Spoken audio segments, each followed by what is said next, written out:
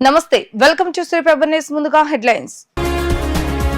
రాష్ట్ర పునర్నిర్మాణంలో కలెక్టర్ల బాధ్యత కీలకమన్న ముఖ్యమంత్రి చంద్రబాబు నాయుడు. ప్రజలు సంతోషంగా ఉండాలన్నదే అంతిమ లక్ష్యమని వ్యాఖ్య. ప్రభుత్వ పాఠశాలలో ఎన్రోల్మెంట్ పెరగాలన్న మంత్రి నారా లోకేష్. జీరో డ్రాప్అవుట్స్ ప్రభుత్వ లక్ష్యమని వెల్లడి. రాష్ట్రంలో పోర్టుల నిర్మాణం చాలా ముఖ్యమన్న మౌలిక సదుపాయాల శాఖ కార్యదర్శి ఎస్ సురేష్ కుమార్. గడిచిన 6 నెలల్లో విధ్వంసం నుంచి వికాసం వైపు ప్రయాణించామని ముఖ్యమంత్రి చంద్రబాబు నాయుడు స్పష్టం చేశారు. రాష్ట్ర పునర్నిర్మాణంలో జిల్లా కలెక్టర్ల బాధ్యత చాలా ఉందని అన్నారు. స్పీడ్ ఆఫ్ డూయింగ్ గవర్నెన్స్ ఉండాలని, ప్రజల్లో సానుకూలత దృక్పథం వచ్చేలా పాలన సాగించాలని సూచించారు. ప్రజలు సంతోషంగా ఉండాలన్నదే అంతిమ లక్ష్యమని తేల్చి చెప్పారు. కలెక్టర్ల సదస్సు 2వ రోజు ముగింపులో సీఎం చంద్రబాబు నాయుడు మాట్లాడుతూ రాష్ట్రం ప్రగతి దిశగా అడుగులు వేస్తుందని, గడిచిన 6 నెలల్లో ఆ దిశగా ప్రభుత్వం చర్యలు తీసుకుందని అన్నారు. రాష్ట్ర పునర్నిర్మాణంలో కలెక్టర్లు, ఉద్యోగుల పాత్ర కీలకమన్న ఆయన ప్రజా సమస్యలపై తక్షణమే స్పందన ఉండాలని అన్నారు. సమస్యలతో ప్రజల కార్యాలయాలకు వస్తున్నారంటే ఎక్కడో పరిపాలనలో లోపాలు ఉన్నాయని సంకేతంగా భావించాలని సూచించారు. సవాళ్లను అవకాశాలుగా మలుచుకొని ముందుకు సాగాలని అన్నారు. Be clear. I am available for you at any time 24/7. Anything you want to tell, you can tell frankly. I will listen. At the same time, non-performance ఉంటే మాత్రం నేను మీకు నమస్కారం పెడతా. నేను ముందుకు ఎవరు మీరే కాదు, ఈ పక్క కూర్చున్నాడు కానీ ఆ పక్క కూర్చున్నాడు కానీ, ఈ పక్క కూర్చున్న మంత్రులు కూడా అది చెప్తున్నాను. All ministers I'm reviewing, all secretaries ఒకసారి రివ్యూ చేసుకుంటున్నా. మీది కూడా 6 నెలలు ఒకసారి రివ్యూ చేసుకుంటున్నాను. రివ్యూ చేసుకున్న తర్వాత రైట్ మ్యాన్ని రైట్ పొజిషన్లో పెట్టి నా గోల్ ఒకటే, మళ్ళీ దగాబడ్డే రాష్ట్రాన్ని లైన్లో పెట్టాలి, మళ్ళీ అభివృద్ధి చేయాలి. 2047కి తెలుగు కమ్యూనిటీ ప్రపంచం మొత్తం నెంబర్ 1గా ఉండాలి. భారతదేశంలో ఆంధ్రప్రదేశ్ నెంబర్ 1గా ఉండాలి. ఇది సాధ్యం. దానికి మీ అందరూ సహకరించాల్సిందిగా మరొక్కసారి అందరిని కోరుకుంటూ చేస్తారని చెప్పి ఆశిస్తూ, ఇప్పటికే బాగా లేట్ అయింది, 11 అవుతా ఉంది.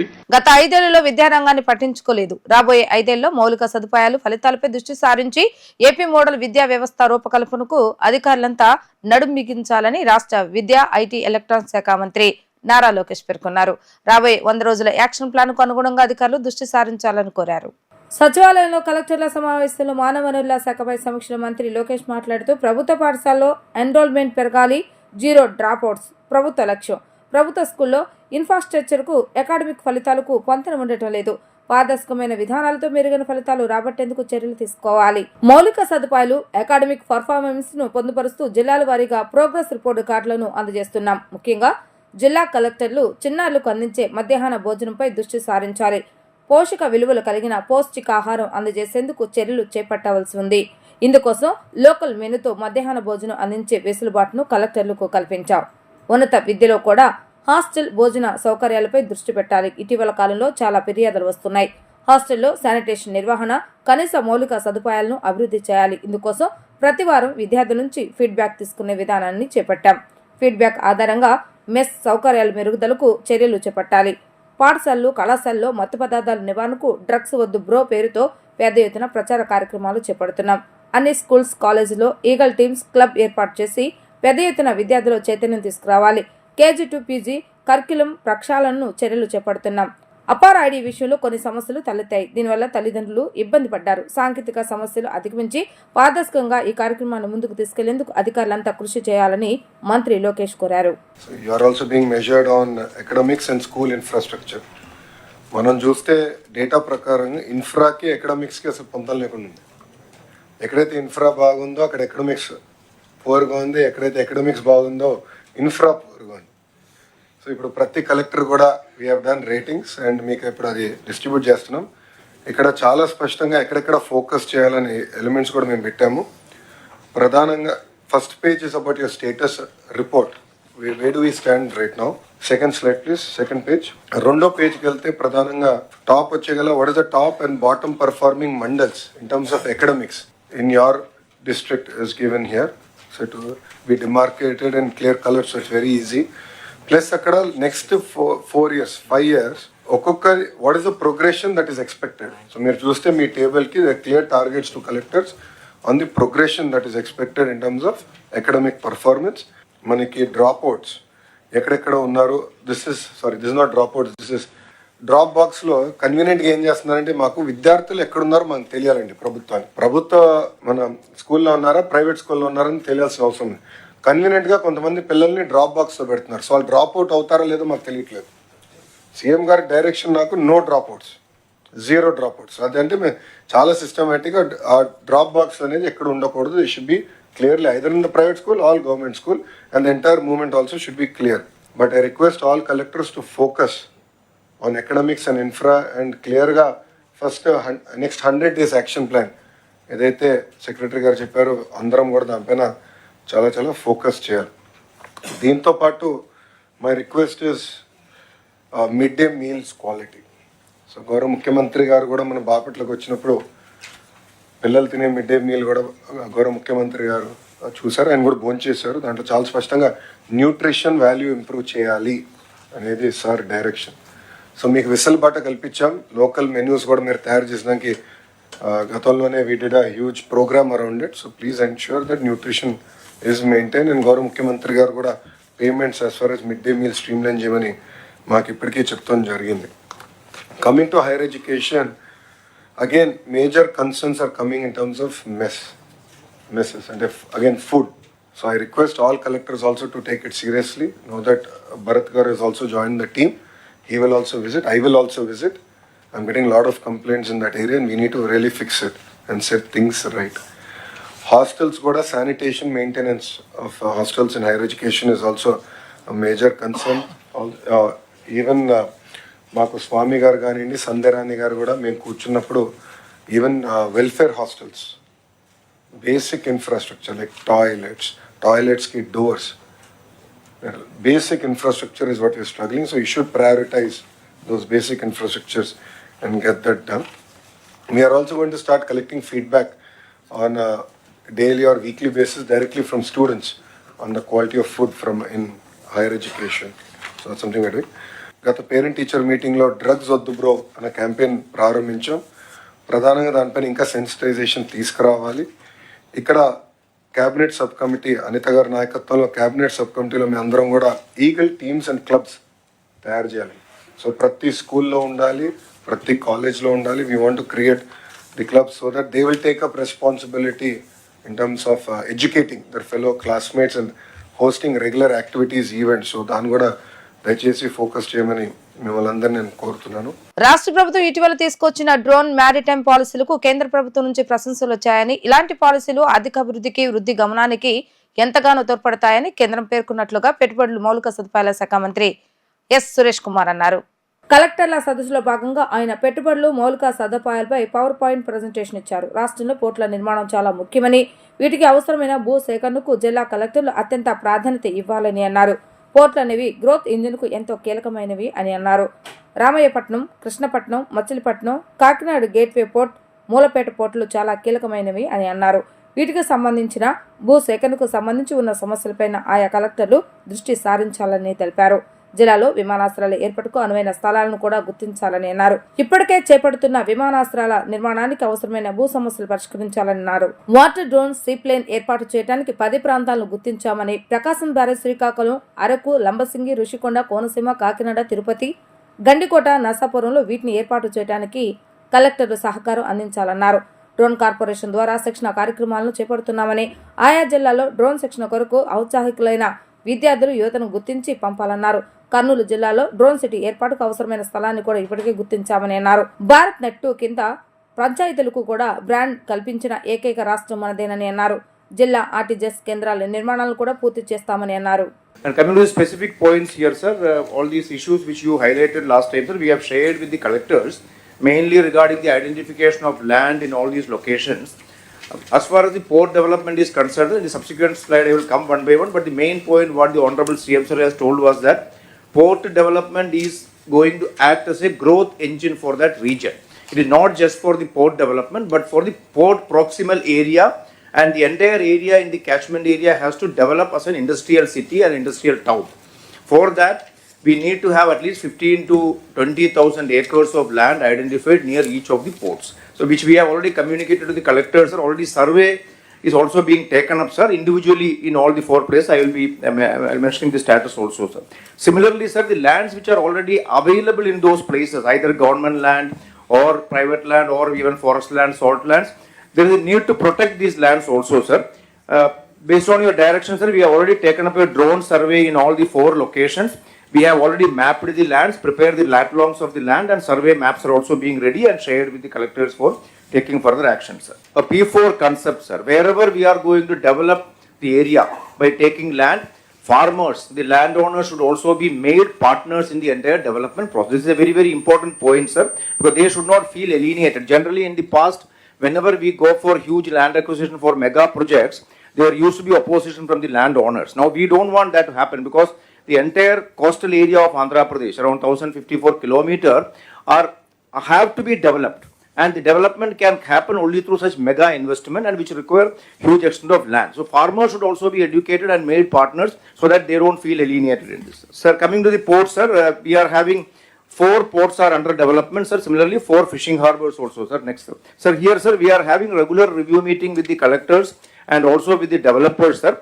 All the issues at the local level are being addressed by the collectors proactively, sir. There are not many issues, sir. I am only flagging a few pending issues along with the timeline also given to the collectors for addressing this, sir. In the case of Ramayapatnam, sir, about 9.64 acres of land which need to be handed over, sir. Similarly, sir, 7.23 acre land for the R&R also is pending, sir. So, and all these things, sir, we had individual review and we will ensure this. Similarly, sir, in addition to the land already notified for Ramayapatnam, around 9,674 acre of land also is recently identified, sir, for which also we are in the process of preparing the land acquisition notification. Next. So in the case of Krishnapatnam Port, there is an old port, but some of the lands which is as per the agreement, as per the concession agreement, are still to be settled, sir, including some forest land, there is some salt land, and also there is some endowment land which need to be converted and given. This is also under various stages, because last few years these issues were totally neglected, sir. So now we have taken up all these things. Some of them are pending in the courts. We have spoken to the GPs and we are proactively taking up these issues in the court and also settling it, sir. So in the case of Machilipatnam, sir, only one small bit of land is pending now, sir, which is also in the final stage. Within a week, collector has promised that it will be handed over, sir. In the case of Kakinada Gateway Port, also about 586 acres of land, sir. This also is in the final stages, sir.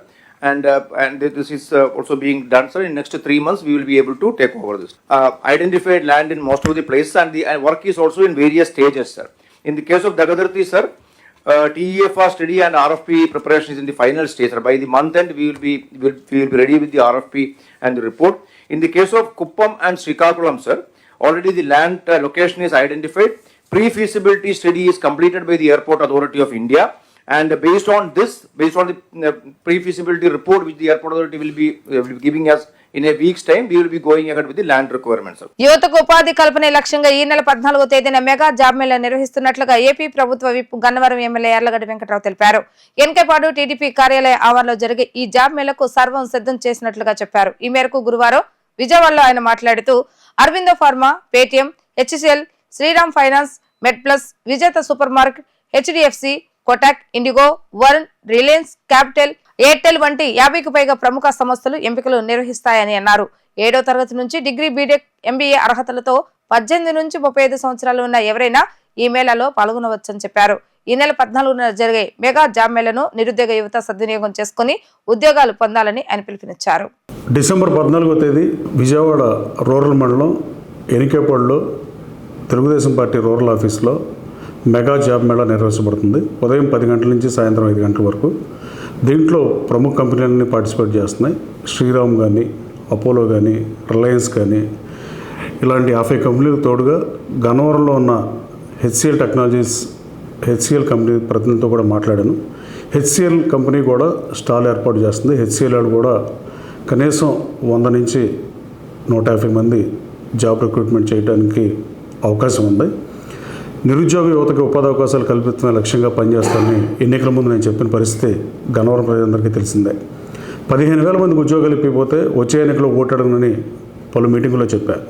దానికి తగ్గట్టుగానే శాసనసభ్యుడైన మొదటి రోజు నుంచి యువతకు ఉపాధి అవకాశాల లక్ష్యంగా పనిచేస్తున్నా. అశోక్ లేలాండ్ కంపెనీ గత ప్రభుత్వంలో వెళ్ళిపోతే దాని ప్రతినిధులతో చర్చించి వెనక్కి తీసుకురావడం జరిగింది.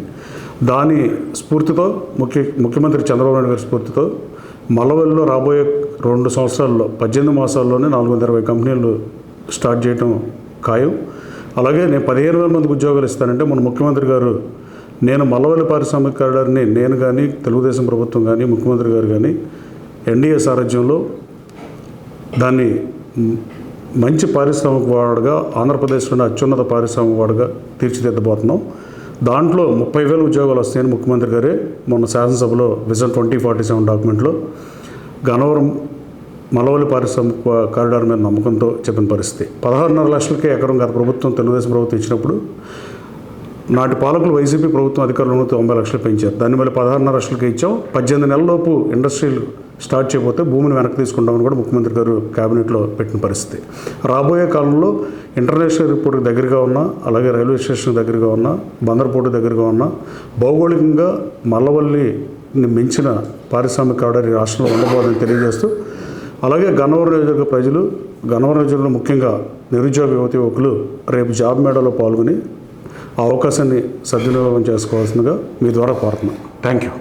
బాపులపాడు మండలం కొత్తపల్లి అంతర పంటల సాగులో రైతులకు అదనంగా ఆదాయం సమకూరుతుందని ఆదం అగర్వుడ్ ప్రైవేట్ లిమిటెడ్ సంస్థ CEO ప్రసాద్ సంపంగి అన్నారు. కొత్తపల్లి గ్రామంలోని ఒక రైతుకు చెందిన కొబ్బరి తోటలో అంతర పంటగా అగర్వుడ్ మొక్కలు నాటడం ఆయన తెలియజేశారు. ఈ సందర్భంగా అగర్వుడ్ సంస్థ సిబ్బంది రైతులకు పలు సూచనలు చేశారు. ఈ సందర్భంగా సంస్థ CEO సంపంగి ప్రసాద్ మాట్లాడుతూ అంతర పంటల సాగు, అగర్వుడ్ సాగు వల్ల కలిగే ప్రయోజనాలను రైతులకు వివరించారు. అంతర పంటగా అగర్వుడ్ మొక్కలు తక్కువ ఉష్ణోగ్రతలోనైనా నీడలోనైనా వృద్ధిగా పెరుగుతాయని అన్నారు. కొబ్బరి, పామాయిల్, మామిడి, జీడి మామిడి, కోకో మొదలైన పంటల్లో అంతర పంటగా అంగర్వుడ్ పంటను పండించవచ్చని తెలిపారు. 1 ఎకరానికి 300 మొక్కల వరకు సాగు చేసుకోవచ్చని పేర్కొన్నారు. పంట 5 నుండి 7 సంవత్సరాలలోపు ఎదుగుదల ఉంటుందని అన్నారు. సుమారు 25 సెంటీమీటర్ల వరకు పెరిగిన తర్వాత అగరబత్తి, సుగంధ ద్రవ్యాలు తయారులో ఉపయోగిస్తారని తెలిపారు. కేవలం కొన్ని విదేశాల్లోని పండించే ఈ పంట గురించి విదేశాలకు వెళ్లి నేను తెలుసుకొని మన రాష్ట్రంలో వివిధ జిల్లాల్లోనూ వెళ్లి రైతులకు అవగాహన కల్పించి అగర్వుడ్ పంట వేసే విధంగా రైతులను ప్రోత్సహిస్తున్నామని అన్నారు. పంట వేయటానికి, క్రాప్ కటింగ్కి, రవాణాకు ఎటువంటి భారం రైతులకు ఉండదు. అగర్వుడ్ పంటను రైతుల వద్ద నుండి డబ్బులు చెల్లించి మేమే కొనుగోలు చేసుకుంటాం. ఒక్కో జిల్లాకు 2 అధికారులు ఉండి పంట వేసిన రైతులకు పలు సూచనలు, సలహాలు ఇస్తారన్నారు.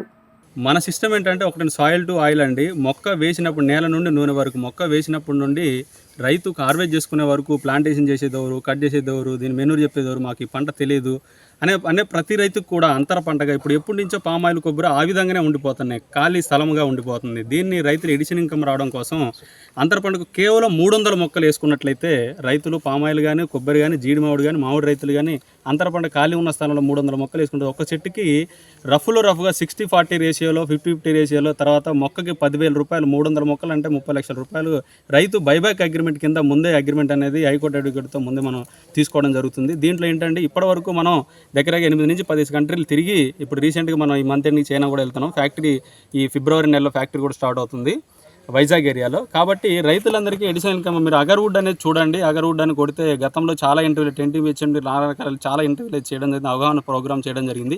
ఈ రోజున కూడా మా టీం ఎవరైతే ఉన్నారో దగ్గర ప్రతి జిల్లాలో ఒక టీంని ఏర్పాటు చేసి ఎక్కడ రైతు ప్లాంటేషన్ చేసుకున్న తర్వాత మొక్కని ఇవ్వడంతో కాకుండా దీంట్లో 18 నుంచి 20 రకాల వెరైటీలని ఏ రకాన్ని ఎలా పెంచాలి, వేసిన మొక్క ఏ విధంగా రియాక్ట్ అవుతుందని చూసిన తర్వాతనే మనం రైతుకి ట్రీట్మెంట్ చేసిన మొక్కలు దగ్గర మనం భూటాన్ బోర్డర్ నుంచి తీసుకొచ్చినప్పుడు 5-6 రోజుల పాటు జర్నీలో ఉన్న మొక్కని ఈ వాతావరణం కలవడేసి మన ప్రాంతంలో పెరిగి జర్మినేషన్ అయ్యే మొక్క కాదు కాబట్టి అంతర పంటగా రైతులకు ఇవ్వడం జరుగుతుందండి.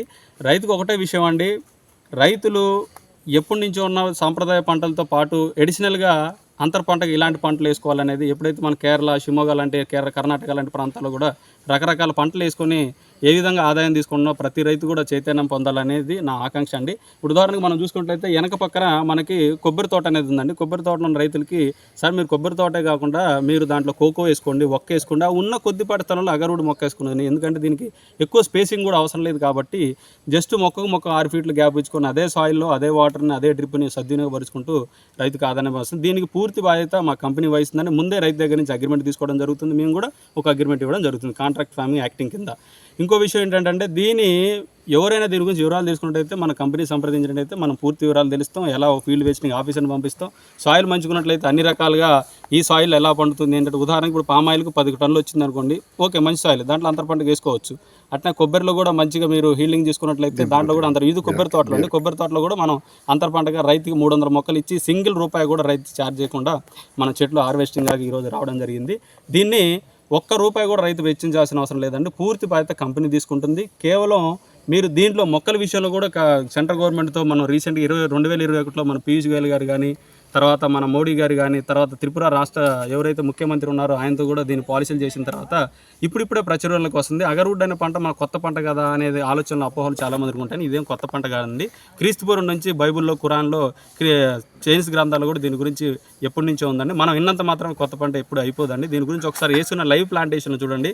రైతుకి ఎందుకు ఇంత ఇప్పుడు కేవలం ఈ ప్లాంటేషన్ అంతా కూడా మన 4 సంవత్సరాల మొక్కలేనండి. 4 సంవత్సరాలప్పుడు రైతుకి ఏ ఆదాయం కూడా వచ్చే అవకాశం ఉండదు. 4 మొక్కని మనం ఇనాక్యులేషన్ చేసి కట్ చేసినప్పుడు ఇంకో 2 ఇయర్స్ ఆగాలి. మొత్తం ఓవరాల్గా 6 ఇయర్స్లో ఈ ప్లాంటేషన్ కంప్లీట్ అయింది. కానీ మన ఊరికి 6 ఇయర్స్ ఏమో, ఓవరాల్గా 10 ఇయర్స్ అని చెప్తాం. ముందు సమయం పెట్టుకుందాం. ఒకవేళ ఈ లోపల తక్కువ టైంలో కట్ అయితే మాత్రం అంతకన్నా హ్యాపీ విషయం ఏముందండి. ప్రతిదీ కూడా ఏదైనా కావాలంటే మాత్రం పూర్తి బాధ్యత కంపెనీ వహిస్తుంది. మీరు రైతుల దగ్గర single inoculation, cutting, transportation, marketing, plantation A to Z company వ్యవహరిస్తుంది. ఏదైనా ఉన్నట్లయితే మీరు కంపెనీ సంబంధించి పూర్తి వివరాలు మీకు తెలియడం జరుగుతుందండి. అందరికీ ధన్యవాదాలు. గత ప్రభుత్వంలో కార్పొరేటర్గా తాను ఎన్నో ఇబ్బందులు పడ్డానని, 52వ డివిజన్లో ఒక్క అభివృద్ధి పని కూడా జరగలేదని డివిజన్ కార్పొరేటర్ ఉమ్మడి వెంకటేశ్వర చంటి స్పష్టం చేశారు. కూటమి ప్రభుత్వం వచ్చాక తాను ప్రాతినిధ్యం వహిస్తున్న డివిజన్లో అభివృద్ధి పనులు ప్రారంభమయ్యాయని తెలిపారు. త్వరలో డివిజన్ను మోడల్ డివిజన్గా చేసేందుకు చర్యలు తీసుకుంటున్నట్లుగా ఆయన వెల్లడించారు. నగరపాలక సంస్థ కమిషనర్ ధ్యాన్ చంద్ర 52వ డివిజన్లో పర్యటించారు. డివిజన్ సమస్యలను స్థానిక కార్పొరేటర్ ఉమ్మడి చంటి కమిషనర్కు వివరించారు. 15 రోజుల్లోగా సమస్యలు పరిష్కరించి తనకు రిపోర్ట్ చేయాలని కమిషనర్ అధికారులకు ఆదేశాలు జారీ చేశారు. ప్రజా సమస్యలను తనకు తెలియజేస్తే సత్వరమే చర్యలు తీసుకుంటానని కమిషనర్ కార్పొరేటర్కు చెప్పారు. ఈ సందర్భంగా ఉమ్మడి చంటి మాట్లాడుతూ తన కార్పొరేటర్గా గత ప్రభుత్వంలో అనేక ఇబ్బందులు పడ్డానని, డివిజన్లో ఒక్క అభివృద్ధి పని కూడా జరగలేదని అన్నారు. కూటమి ప్రభుత్వం వచ్చాక ఎమ్మెల్యే, ఎంపీల సహకారంతో అభివృద్ధి పనులు ప్రారంభమయ్యాయని అన్నారు. డివిజన్లోని సమస్యలను కమిషనర్కు చెప్పామని, పర్యటనలో స్వయంగా కమిషనర్ సమస్యలను తెలుసుకున్నారని, త్వరితగతిన సమస్యలకు పరిష్కారం చేస్తానని అన్నారని తెలిపారు. నా ప్రజలకి నేను న్యాయం చేయాల్సిన అవసరం ఉంది కనుక మరి కమిషనర్ గారిని అడగడం జరిగింది. ఆయన కూడా మరి వచ్చి ఈ సమస్యలు అన్నింటినీ కూడా మరి ఈలకి, ఏఈలకి, డిఈలకి వాళ్ళందరూ కూడా ఒకటే మాట చెప్పారు. ఏదైనా 15 రోజుల్లో పనులన్నీ పూర్తి అవ్వాలి. పనులు పూర్తి చేసి నాకు ఏ సంగతి చెప్పండి అని చెప్పడం జరిగింది. మరి వాళ్ళ కొండ ప్రాంతంలో నేను పుట్టక ముందు ఉన్న సమస్య ఉప్పరవా కొండ ప్రాంతంలో ఉంది. ఆ సమస్యను కూడా ఆయన దృష్టికి తీసుకెళ్ళడం జరిగింది. ఆ సమస్య, అలాగే మెట్ల సమస్య, అట్లా కాలువల సమస్య, ఇక్కడ 600 గజాలు ఒకటి, ఒక 1000 గజాలు ఒకటి ఖాళీ స్థలాలు ఉన్నాయి. వాటిని కూడా ఆయన దృష్టికి తీసుకెళ్ళడం జరిగింది. ఒకటేమో మరి కమ్యూనిటీ హాల్గా, ఇంకోటేమో పార్కింగ్గా బళ్ళు కొండ మీద ఉన్నాయి. కొండ మీద ఉండే నివాసం ఉండే వాటి వాళ్ళ బళ్ళు కింద పెడుతున్నారు. ఆ బళ్ళు కూడా ఇక్కడ పార్కింగ్ పెడితే బాగుంటుందని నేను చెప్తే అట్లాగే చేద్దామని చెప్పడం జరిగింది. అట్లాగే డ్రిల్స్, ఎక్కడైతే కాలువల మీద డ్రిల్స్ లేవో ఆ డ్రిల్స్ అన్నీ కూడా ఇమ్మీడియట్లీగా చేయాలని ఆదేశించడం జరిగింది కమిషనర్ గారు. వారికి ప్రత్యేకమైన ధన్యవాదాలు తెలుపుకుంటా ఉన్నాం. ఎందుకంటే ఇక్కడ సమస్యలు ఎక్కువ, కొండ ప్రాంత ప్రజలు ఎక్కువ, కొండ ఎక్కువ. 52వ డివిజన్ అంటేనే మొత్తం కొండ. ఈ కొండ ప్రాంత ప్రజలకి నేను న్యాయం చేయాల్సిన అవసరం ఉంది కనుక గత 5 ఏళ్ళలో నాకు ₹1 పని జరగలేదు కనుక కూడా మరి ఇప్పుడు చేయాల్సిన అవసరం ఉందని మరి కమిషనర్ గారు అంటే ఆయన రావడం జరిగింది. మరి చక్క పనులు కూడా అయితే అని ఆశిస్తూ ఉన్నాను. ఖచ్చితంగా కూడా జరుగుతాయి. ఆయన కూడా ఆదేశాలు అలాగే ఉన్నాయి కనుక మరి ఇంకేమైనా సమస్యలు ఉన్నాయా అన్నారు, చెప్పాను, ఆయన దృష్టికి తీసుకెళ్ళాను. ఏదున్నా సరే వెళ్ళి ఆ సమస్యని ఒక ఫోటోల రూపంగా పెడితే మొత్తం సమస్యను పరిష్కరిస్తానని, ఈ డివిజన్ని ఒక మోడల్ డివిజన్గా తయారు చేస్తానని చెప్పడం కూడా జరిగింది. అది నా అదృష్టంగా భావిస్తున్నాను. నా ప్రజల అదృష్టం, నా అదృష్టం అని నేను భావిస్తూ ఉన్నాను. మరి ఎందుకంటే నేను 5 ఏళ్ళు కూడా మీకు తెలుసు, నేను ఎన్నో రకాలుగా ఇబ్బందులు పడ్డాను. మరి గత ప్రభుత్వంలో మరి నిజాయితీగా నిలబడి మరి ఈరోజు మరి ఈ పనులకి శ్రీకారం చుట్టుపోతా ఉన్నాం. అభివృద్ధి పదంలో నడిపిస్తాం. మోడల్ డివిజన్గా తీర్చిదిద్దే కార్యక్రమంలో మరి ఎంపీ గారిని కానివ్వండి, ఎమ్మెల్యే గారిని కానివ్వండి, వారి సహకారంతో మరి డివిజన్ని మోడల్ డివిజన్గా చేస్తానని ఈ సందర్భంగా తెలియజేస్తాం. రాష్ట్రంలో ప్యాలెస్ రాజ్యం పోయి పనిచేసే ప్రభుత్వం వచ్చిందని టీడీపీ పాలిట్ బ్యూరో సభ్యులు వర్లారామయ్య అన్నారు. ప్రభుత్వం ఏం పనిచేస్తుందో ప్రజలకు ప్రతిరోజు కనిపిస్తుందని ఆయన వ్యాఖ్యానించారు. టీడీపీ కేంద్ర కార్యాలయంలో ఏర్పాటు చేసిన విలేకరుల సమావేశంలో టీడీపీ పాలిట్ బ్యూరో సభ్యులు వర్లారామయ్య మాట్లాడుతూ కూటమి ప్రభుత్వం అధికారంలోకి వచ్చిన ఈ 6 నెలల్లో అనేక ప్రజానుకూల నిర్ణయాలు తీసుకుంది. పింఛన్ను 1000 రూపాయలు పెంచి ప్రభుత్వం అధికారంలోకి రావడానికి ముందు 2 నెలలు కలిపి మరీ ఇచ్చారు. కూటమి ప్రభుత్వం అధికారంలోకి వచ్చిన ఈ 6 నెలల్లో అనేక ప్రజానుకూల నిర్ణయాలు తీసుకుంది. ఈ పొద్దు కింద 5 ఏళ్లలో పేదలకు 1.60 లక్షల కోట్ల ఈ ప్రభుత్వం పంపిణీ చేయనుంది. 198 అన్నా క్యాంటీన్లు తిరిగి తెరిచింది. దీపం పథకం కింద 80 లక్షల మందికి ఉచిత గ్యాస్ సిలిండర్లు పంపిణీ చేస్తోంది. 861 కోట్లతో రోడ్లు మరమ్మతులు చేపట్టింది. ఉచిత ఇసుక పథకం కింద తక్కువ ధరకు ఇసుకను ప్రజలకు అందజేస్తుంది. జే బ్రాండ్లు ఎత్తివేసి తక్కువ ధరకు నాణ్యమైన మద్యాన్ని సరఫరా చేస్తుంది. అమరావతికి 15,000 కోట్లు, పోలవరానికి 12,000 కోట్ల కేంద్రం నుంచి సాధించి పనులు మొదలుపెట్టారు. అనంతరం టీడీ జనార్దన్ మీడియాతో మాట్లాడుతూ మాటలు చెప్పి మోసం చేసే ప్రభుత్వ స్థానంలో పని చేసి చూపించే ప్రభుత్వం వచ్చిందని అన్నారు. లూటీ లాఠీ ప్రభుత్వం పోయి ప్రజలతో సన్నిహితంగా పనిచేసే ప్రభుత్వం వచ్చిందని అన్నారు. రాష్ట్రంలో ప్రజలు స్వేచ్ఛగా బతకగలే వాతావరణం నెలకొందని పేర్కొన్నారు. రాష్ట్రాన్ని సకల రంగాలలో కుప్పకూల్చి వెళ్లిన జగన్ తాను దిగిపోయి ఇంకా 6 నెలలు కూడా కాకముందే కూటమి ప్రభుత్వంపై దుష్ప్రచారం మొదలుపెట్టారని గురజాల మాల్యాద్రి ధ్వజమెత్తారు. జగన్మోహన్ రెడ్డి అయిన పార్టీ ఎమ్మెల్యేలు అసెంబ్లీ మొహం కూడా చూడటం లేదని, ప్యాలెస్ లో కూర్చొని బురద జల్లి వినోదిస్తున్నారని విమర్శించారు. జగన్ వసూలు చేసిన లంచాలు, కొట్టేసిన వాటాలు రోజుకొకటి వెలుగులోకి వస్తుంటే వాటికి సమాధానం చెప్పే దమ్ము లేక టీడీపీపై ఆరోపణలతో కాలం గడుపుతున్నారని ఆరోపించారు. చంద్రబాబు ప్రభుత్వం పెన్షన్ ఒకేసారి 1000 రూపాయలు పెంచి 4,000 రూపాయలు ఒక్కొక్క పెన్షన్దారికి ఫస్ట్ తారీఖున ఇళ్ల వద్ద ఇవ్వటం జరుగుతుంది.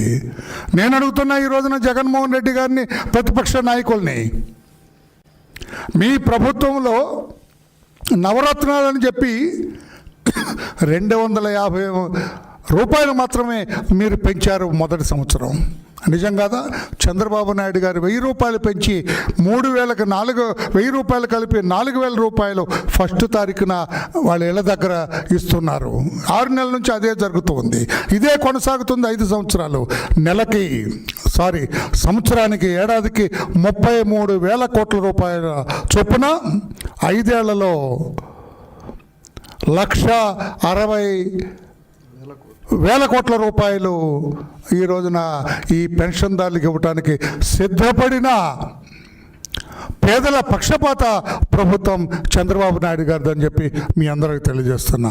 రెండవది, 198 అన్న క్యాంటీన్లు తిరిగి ప్రారంభించి క్షుద్బాధతో ఆకలి మంటలతో అలమటిస్తున్న పేదవాడికి 5 రూపాయలకే కడుపు నిండా అన్నం పెట్టిన ఘనత చంద్రబాబు నాయుడు గారి ప్రభుత్వం.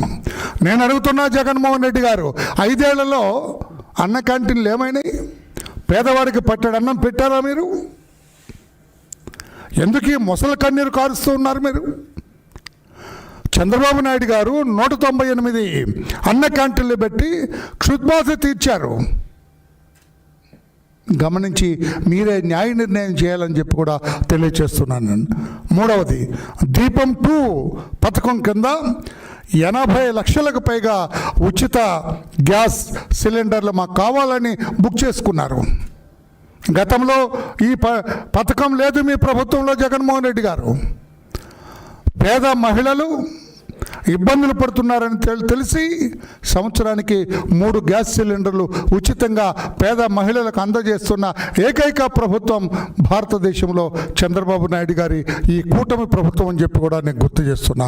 4, 861 కోట్లతో రోడ్ల మరమ్మతుల పనులు ప్రారంభించి సంక్రాంతిలోగా రోడ్ల నిర్మాణం పూర్తి చేయాలని కంకణం కట్టుకున్న ప్రభుత్వం చంద్రబాబు నాయుడు గారిది. నేను అడుగుతున్నా జగన్మోహన్ రెడ్డి గారు, మీ చెల్లి షర్మిలమ్మ గారు మొన్న కామెంట్ చేస్తున్నారు, మా అన్న ముఖ్యమంత్రిగా ఉన్నప్పుడు గర్భిణీ స్త్రీ బస్సులో కానీ కారులో కానీ ప్రయాణం చేస్తే ఆ రోడ్ల మీద ఇంటికి వెళ్ళేటప్పుడు కూడా ప్రసవం జరిగేదని చెప్పింది ఆవిడ. నిజం కాదా జగన్మోహన్ రెడ్డి గారు? ఈ రోజున చంద్రబాబు నాయుడు గారు 861 కోట్ల రూపాయలతోటి సంక్రాంతి కల్లా ఆంధ్రప్రదేశ్ రాష్ట్రంలో రోడ్లన్నీ కూడా మరమ్మతులు సాగాలి, ప్రయాణం సాఫీగా సాగాలి రోడ్డు యూజర్స్ కానీ నిర్ణయం తీసుకున్న ప్రభుత్వం చంద్రబాబు నాయుడు గారి ప్రభుత్వం. ఉచిత ఇసుక సరఫరా వల్ల 125 కుల వృత్తులు చేసుకునే వాళ్ళకి, వ్యాపారులకి చేయూతనిచ్చే బ్రహ్మాండంగా కట్టడాలు లేస్తున్నాయి. బ్రిటిష్ వాళ్ళతో పోరాడి సంపాదించుకున్న స్వతంత్రాన్ని స్వతంత్ర భారతంలో వైసీపీ గవర్నమెంట్ కాలంలో మరొకసారి కోల్పోవటం బాధాకరం, విచారకరం. ఆ భయంకర పరిస్థితుల్ని భరించలేక ప్రజలందరూ తిరుగుబాటు చేసి ఎన్డీఏ ప్రభుత్వాన్ని చంద్రబాబు గారి నాయకత్వంలో కోరుకున్నారు. ముఖ్యంగా ప్రజల ఆస్తులకి ప్రాణాలకు కూడా భద్రత లేనటువంటి రోజులై 5 సంవత్సరాలు. ఆస్తుల విషయంలో బహిరంగంగా ల్యాండ్ టైటిలింగ్ యాక్ట్ తీసుకొని వచ్చి వాళ్ళకు అనుకూలమైన వ్యక్తుల్ని పెట్టి ఆ విధానంలో ప్రజల ఆస్తుల్ని లూటీ చేసినటువంటి విధానం కూడా చూసాం మనం. ఎవరికి ప్రభుత్వమే ఈ పరిస్థితికి తాళపడితే ఎవరికి చెప్పుకోవాలని ప్రజలు భయంకరమైన పరిస్థితులు ఎదుర్కొన్నారు. అందుకే ఆనాడు ఎన్నికలకు ముందు హామీ ఇచ్చాడు బాబు గారు. ఎన్నికలు అవుతూనే మొట్టమొదటి సంతకం ల్యాండ్ టైటిలింగ్ యాక్ట్ ఏదైతే భూబకాసురులకి అనుకూలంగా ఉందో దాన్ని రద్దు చేయటం జరిగింది. అప్పటి నుంచి ప్రజలు ఇప్పుడు స్వేచ్ఛా స్వాతంత్రాలు పీలుస్తున్నారు. రాష్ట్రంలో హాయిగా జీవనం చేస్తున్నారు. ఇదివరకు కనీసం ఫ్యామిలీ మెంబర్స్తో ఫోన్ మాట్లాడుకోవాలన్నా భయపడేటటువంటి రోజులై ఇప్పుడు స్వేచ్ఛా స్వాతంత్రాలను అనుభవిస్తున్నారు ప్రజలు. ఎక్కడ మీటింగ్ పెట్టుకోవాలన్నా ప్రజాస్వామ్యం లేదు. ఇప్పుడు ప్రజాస్వామ్యబద్ధంగా అందరూ వారి యొక్క సమస్యలు ప్రభుత్వానికి తెలియజేసే అవకాశం ఇవ్వటం జరిగింది.